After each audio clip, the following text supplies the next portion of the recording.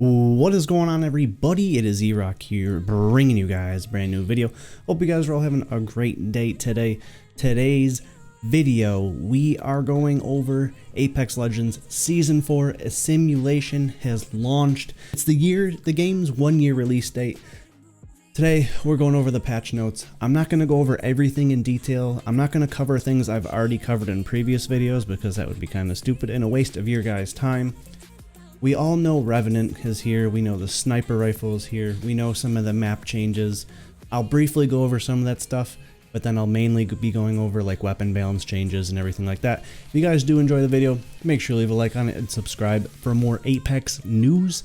And if you are interested in my Twitch streams, link's going to be in the description box down below. Stream like two or three times a week. And yeah, if you want to see me over there, go for it. Alright, so yes, we know Revenant is here, we know the sniper rifle, we know some ranked stuff going on, and we know some map changes. Let's get into Revenant. He is consumed by the hate and obsessed with revenge. Revenant used unnatural abilities to haunt his enemies. His passive is Stalker, which is you crouch walk faster and climb walls higher. His tactical is Silence, you throw a device that deals damage and it disables enemy abilities for 10 seconds. And his ultimate ability is the Death Totem. Drop a totem that protects users from death. Instead of getting killed or downed, you will return to the totem. Next is the Sentinel sniper rifle. We already know this is a medium to long range gun. If a player presses the fire selected with a shield battery equipped, the Sentinel will consume the shield battery from your inventory and temporarily enters an energized state. While energized, the Sentinel fire projectiles a deal of massive damage to their shields.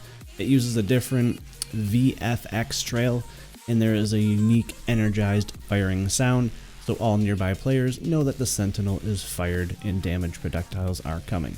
As far as map updates, there is the Planet Harvester with its large multi-level design. It is unlike anything else we've seen, and it brings an exciting new gameplay option to the game. Capital City has been split into two. It was one of the biggest POIs, if not the biggest POI in Season 3, getting the most action right out of the ship by sending this fissure straight through Capital City and creating some dead space. It is essential to split this area into two separate zones for players to land in loot, Fragment East and Fragment West. The updrafts, if you jump into the fissure that cuts through Capital City, you'll be slowly carried back up from the heated pressured air and allowing you to coast across the land on the other side. This balances by two things. First, you take 25 damage from the intense heat and embers floating inside. This is a consistent amount of damage every time you drop back down. Second, you travel very slowly in third person while moving up the updraft. The Survey Camp is a new small POI in the snowy fields between the epicenter and Skyhook. And lastly, there are now weapon racks. These are guaranteed weapons placed on the racks in small buildings of Survey Camp. You'll recognize them from the training and firing range. This should give players who prioritize a good weapon over a premier drop location a new decision to make. Next, they talk about Ranked Series 3 and Anniversary login gifts. I covered this in a previous video, so I'm going to move on to the loot section. New loot is a sniper ammo. It is 10 shots per pickup. All snipers now take this new ammo type.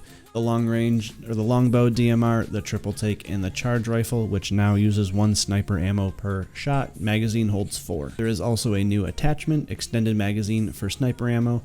Energy ammo now gives 30 ammo per pickup instead of 20. Most ammo players pickup comes from packs that spawn next to energy weapons on the ground. Now that there are only 2 energy ammo weapons in Apex, we needed to up the ammo per brick to keep energy ammo from being too scarce. They talk about removed ammo. The following items have been removed from the game: turbocharger, hop-up, extended mags for energy ammo. This change went out earlier than intended in the last update and should make sense with other changes in this patch, but we wanted to include that for now. The gold backpack UI has a UI update to better convey to the player when they are using or being revived with the perk. Next, they wanted to talk about weapons. There's an update to iron sight accuracy. Apex guns move around subtle, while ADS, they rotate and sway as you move your aim. They bob up and down and side to side. They have special tech that makes sure the reticle on the optics stay centered even as the gun moves around a bit. However, until Season 4, the iron sights on weapons didn't have this tech. That meant that the iron sight reticles could move around with the weapon and actually be slightly inaccurate. Now, I feel like I saw this with the wingman quite often, and sometimes with the scout when I only had a reflex sight on it, so I'm glad I did something with this. Within Season 4, they have updated most of the weapons' iron sights to properly stay centered now. Not all iron sights have been upgraded, but they will be updating the remaining weapons as the season progresses. The weapons that will be updated for Season 4 are as followed. I will leave that on screen here. The G7 Scout is no longer a sniper and is now classified as an assault rifle. It now accepts AR optics and attachments, including the barrel stabilizers and the stock. It still accepts double tap, but no longer any of the sniper attachments. It will still progress for stats / challenges for ARs moving forward. They reduced the fire rate from 4.5 to 4.0. They increased the shots for double tap from 0.425 to 0.475, and they fixed a bug where the G7 had 0 ADS air spread, making it the only gun that was perfectly accurate on ziplines. The L-Star is no longer a crate weapon and can be now found on the map. It uses energy ammo, and reloading has been removed, and the L-Star will overheat after sustained fire, so it is best to shoot in short bursts to manage the overheating and the recoil. Its damage was reduced slightly and the rate of fire was decreased slightly. There's also less horizontal view kick when the weapon is fired. The Devotion is now a crate weapon, nothing much to go over there.